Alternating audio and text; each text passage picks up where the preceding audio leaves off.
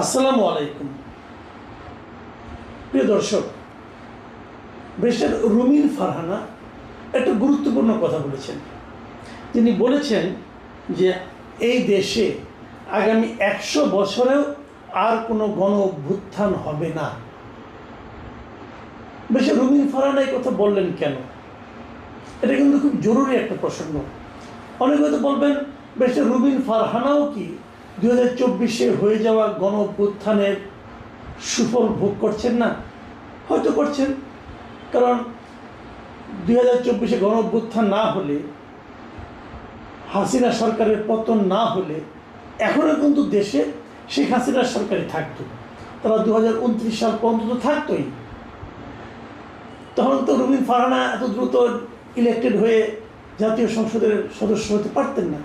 সেই হিসেবে উনি একভাবে কিন্তু তার সুবিধাভোগীও বটে।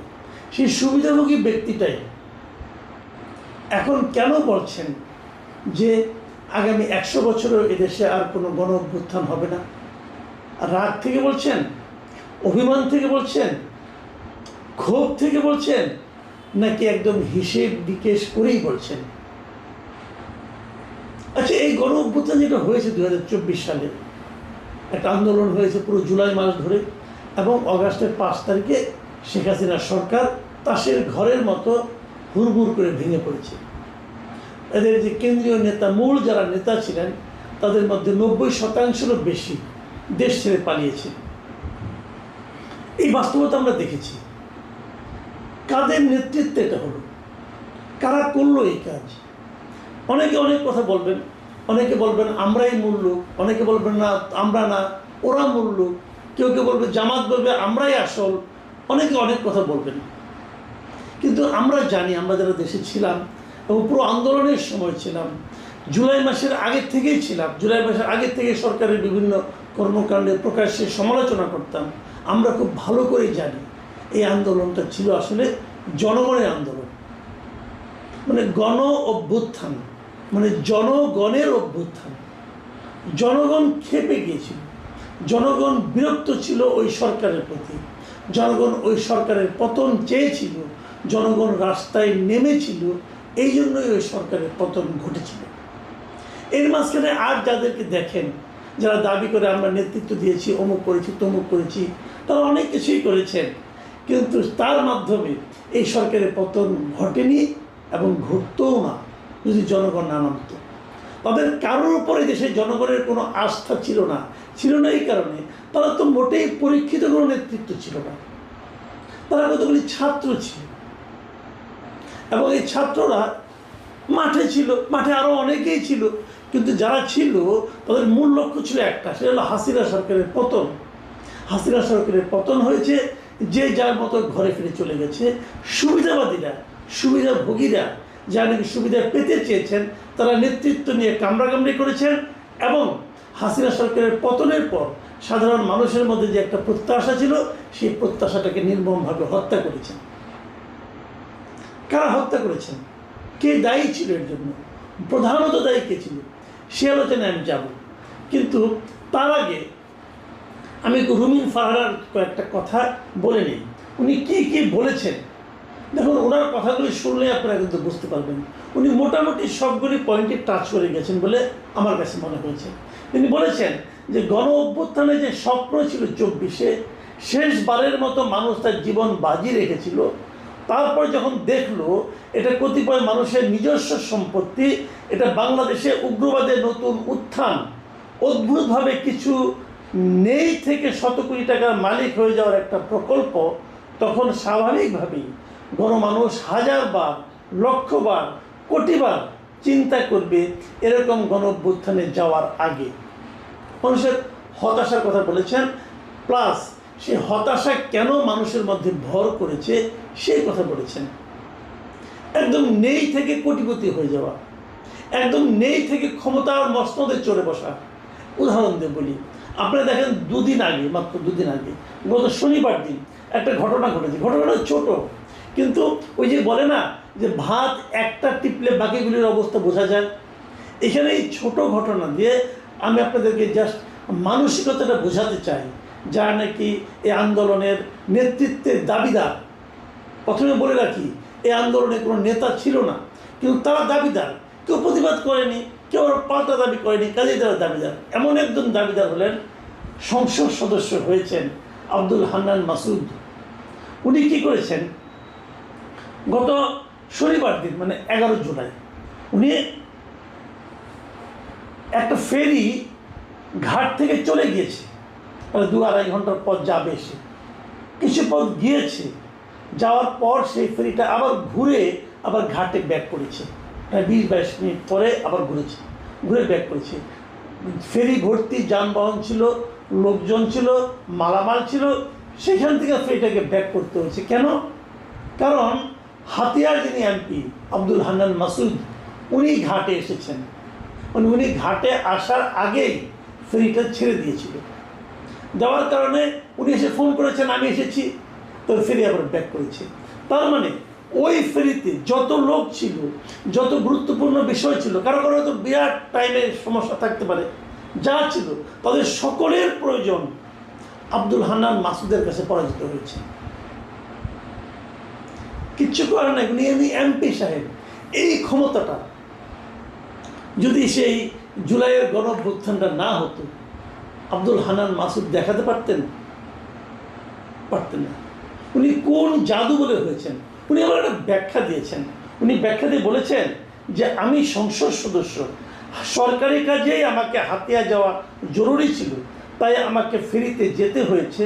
তাছাড়া ফেরি তো ঘাট থেকে খুব বেশি দূর যায়নি, ছাড়ার 1 মিনিটের মধ্যে আমি ঘাটে পৌঁছেছি। এই নিয়ে কুচক্রী মহল বিভ্রান্তি ছড়াচ্ছে। দেখুন, হান্নান মাসুদ বলতেছেন যে ওনার ওখানে যাওয়াটা খুব জরুরি কাজ ছিল। তো ভাই, জরুরি কাজ আপনি 10 মিনিট আগে আসলেন না কেন, 20 মিনিট আগে আসলেন না কেন? জরুরি কাজের প্রতি তো আপনারই কোনো নাই, গুরুত্ব নাই। যদি এটা জরুরি কাজ হয়, আপনি আরো আগে কেন এলেন না? আপনি আপনার মতো জমিদারি স্টাইলে এসেছেন, এসে জমিদারি স্টাইলে ফেরিকে ফিরিয়ে এনেছেন। আপনি বলছেন যে আপনি 1 মিনিট পরে এসেছেন। ভাই, ফেরি তো 1 মিনিটে ছাড়তে লাগে, 1 মিনিটের বেশি সময়। 1 মিনিট পরে আসলে কি মাঝপথ থেকে চলে আসে নাকি? শুনুন, ঘটনাটা কী হয়েছে। একাধিক প্রত্যক্ষদর্শী এবং ঘাট কর্তৃপক্ষ তারা কি বলেছেন সেটা আপনাদের আমি একটু পড়ে শোনাই। তারা বলেছেন, শনিবার বেলা 3:30টায় যাত্রী ও পণ্যবাহী যানবাহন নিয়ে চেয়ারম্যান ঘাট থেকে নলচিরা ঘাটের উদ্দেশ্যে রওনা দেয় ফেরি মহানন্দা। ফেরিটি ছাড়ার প্রায় 20 মিনিট পরে নোয়াখালী 6 আসনের সংসদ সদস্য আব্দুল হান্নান মাসুদ গাড়িতে করে চেয়ারম্যান ঘাটে আসেন। তিনি হাতিয়া যাওয়ার উদ্দেশ্যে ফেরিটি ঘাটে ফিরিয়ে আনার জন্য কর্তৃপক্ষকে নির্দেশ দেন। ততক্ষণে ফেরিটি ঘাট থেকে বেশ কিছু দূরে চলে যায়। সাধারণত চেয়ারম্যান ঘাট থেকে নলচিরা ঘাটে ফেরি পৌঁছতে 1.5 থেকে 2 ঘন্টার সময় লাগে। তাহলে এরা বলছে যে 20 মিনিট পরে সে আসছেন, আর হান্নান মাসুদ সাহেব বলছেন উনি 1 মিনিট পরে আসছেন। মানে মিথ্যা কথা বলার একটা মাত্রা থাকা দরকার। হান্নান মাসুদ সাহেব ওই মাত্রার মিথ্যাবাদী। এবং এই যে তার ক্ষমতাটা, এই ক্ষমতাটা উনি দেখাতে পারলেন কেন? কারণ 24শে জুলাই একটা গণ অভ্যুত্থান হয়েছে। সেই গণ অভ্যুত্থানের ওনারা হয়েছেন দাবিদার, যে ওনারা এসব করেছেন, এবং সেই দাবির জোরে ওনারা এমপি হয়েছেন, হয়ে এখন জোর দেখাচ্ছেন। তো যে বৈষম্য বিরোধী আন্দোলনের মাধ্যমে ওনারা এমপি হয়েছেন, অথবা শেখ হাসিনার ক্ষমতা থেকে নামানো হয়েছে, সেই বৈষম্যকে উনি নিজে করলেন না? ফেরি ভর্তি যাত্রীর সঙ্গে উনি কি বৈষম্য করলেন না? করলেন। এই যে দৃশ্যটা, ধরেন এই ফেরির যে যাত্রীরা আছে তারা যা দেখলেন, দেখার পর এই হান্নান মাসুদ যদি আরেকবার আন্দোলনে ডাক দেয়, এই ফেরির লোকগুলি কি হান্নান মাসুদের সঙ্গে যাবেন? হয়তো আপনারা বলবেন এই জিনিসটা তাহলে উনি কেন বুঝলেন না? উনি তো বুঝবেন না, উনিও জানেন এবার উনি যে প্রক্রিয়ায় এমপি হয়েছেন আগামী তার পারবেন না। কাজে উনি 5 বছর মেয়াদটাকেই ওনার ভাগ্য, ওনার নিজের ভাগ্য, ওনার পুত্র কন্যার ভাগ্য, ওনার 3 পুরুষের ভাগ্য গড়ার জন্য এই 5 বছরকে উনি ব্যবহার করবেন। এই 5 বছরে আপনারা দেখবেন যে উনি কীভাবে ফুলে ফেপে কলা গাছ নাকি বট গাছ কি হয়ে যান, এটা আপনারা দেখতে পাবেন। কেবল উনি না, সকল এমপির ক্ষেত্রে দেখতে পারবেন। তাহলে যদিও রুমিন ফারহানা বলেন যে মানুষের যে আশাভঙ্গ হয়েছে, এই আশাভঙ্গ হওয়ার পর আরেকবার গণ অভ্যুত্থানে যাওয়ার জন্য, রাস্তায় নামার জন্য মানুষ হাজার বা লক্ষ কোটি বার চিন্তা করবে, এটা কিন্তু খুব একটা ভুল কথা নয়।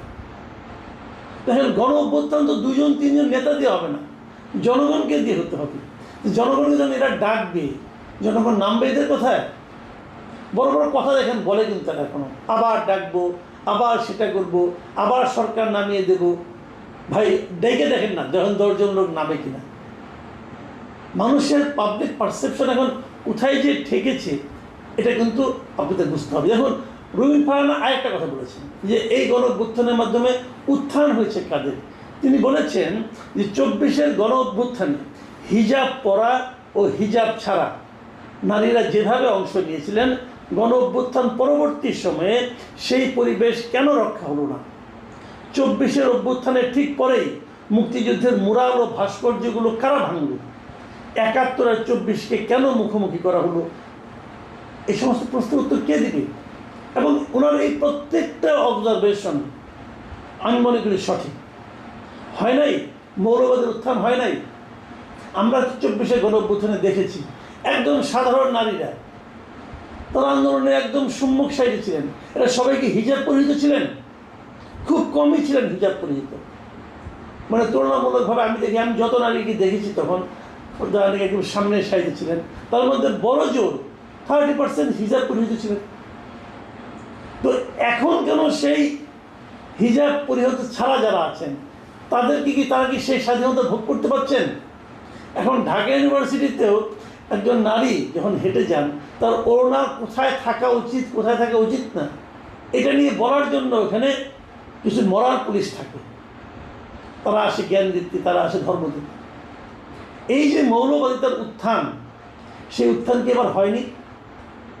মুক্তিযুদ্ধের যে মুরালগুলি ছিল, যে বীর শ্রেষ্ঠদের বিভিন্ন রকম ভাস্কর্য ছিল, মুক্তিযুদ্ধের সঙ্গে যারা জড়িত ছিল তাদের যে ভাস্কর্য ছিল, সেগুলিকে যেভাবে গণহারে ভাঙা হয়েছে, এদিকে প্রমাণ হয় না যে যুদ্ধ বিরোধী শক্তিরই আসলে এই আন্দোলনের নামে বাই প্রোডাক্ট হিসাবে তারা কিন্তু এখানে এসে নিয়ে প্রাধান্য বিস্তারের চেষ্টা করেছে।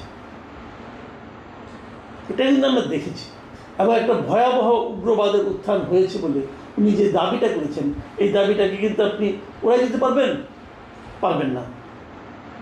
এখন প্রশ্ন হতে পারে, দেখুন আরেকটা কথা, আরেকটা শুরু দিয়ে খুব জোরালোভাবে এসেছিল, এটা মুক্তিযুদ্ধ 2.0 এই ধরনের বলা হচ্ছিল দ্বিতীয় মুক্তিযুদ্ধ।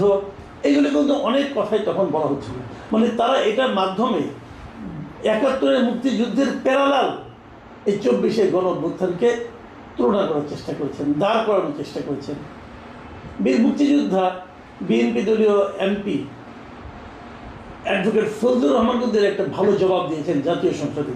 তিনি বলেছেন, মুক্তিযুদ্ধ যদি হিমালয় পর্বত হয় তাহলে এই 24-এর যে গণ আন্দোলন সেটা ছিল একটা ঢিবির মতো। তুলনাটা হয়তো শুনতে অনেকের কাছে অনেক বেশি পার্থক্য মনে হবে, কিন্তু তুলনাটা আসলে কিন্তু একদম বাস্তবতার কাছাকাছি ছিল। আপনারা তো বলবেন যে এমন একটা অভ্যুত্থান কেন ব্যর্থ হয়ে গেল, এর পেছনে আসলে কে দায়ী? দায়ী অনেকগুলো বিষয়, কিন্তু প্রথমত এবং প্রধানত দায়ী ছিল ডক্টর মোহাম্মদ ইউনূস। এটা হলো আমার বিশ্লেষণ, আমার বিবেচনায়। ডক্টর ইউনূস নিজে